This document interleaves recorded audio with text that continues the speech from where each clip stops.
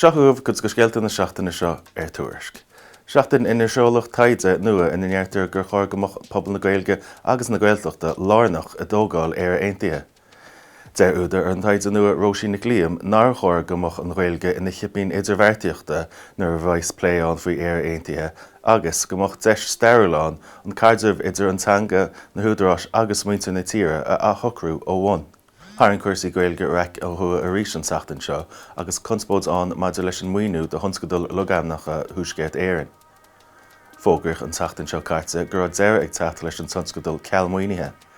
Chuir sin féin an milliún an Ara Pobl Gordon Lyons ón DUP ach dúirt seisin gur cinenne de chud na rinne airgad is a bhíán rion atá faoi cheannas Ara ó hin féin. Tháinig chur eile sa scéal níos éirní sa teachtain nuair dúirt an teire Gaeilgear Cuimhe Archibald ó hin féin gur siise chun teachta gáir ar an tionscadal ach níor léir go fóil cén ról a go dtíreach a bhaith aice féin ná ag rion. Ó yes, thug an teir éidechas Hildegard nachtain le fios nach bhfuil éon phlean ag rion a láthair na huaire scoil na lán Gaeilge nua a bhainú. Dúirt an teir gur airíonn sásta go mbeadh na scoileanna atá an faoi láthair in ná aon éilimh a bhacháin amachchan seo a tháisimh. Pléoch na scéalta sin ar fad ar an agrainn is séanaid an pod Gaeilge agus pólí ní hiarán in ardanta.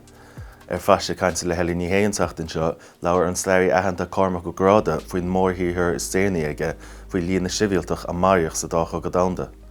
Leabharann sé chomh maith ar na cogaí atá ar siúil ar fud na cruinne i láthair na huaire. Ar deire cuasaí pelle is mú a bhí faoi chapital ar an pod sport agus súla caithfh chun cín ar chlí ceannis chonacht agus na mún an deir seachtaine seo. Phléadar Canada chomh maith an ealaíonn a bhain le cictíomhlí na Jack McCarran do bhuiineáin an deir seachtaine seo caite. Tá na scéalta sin go léir agus go leor eile Tuairisc.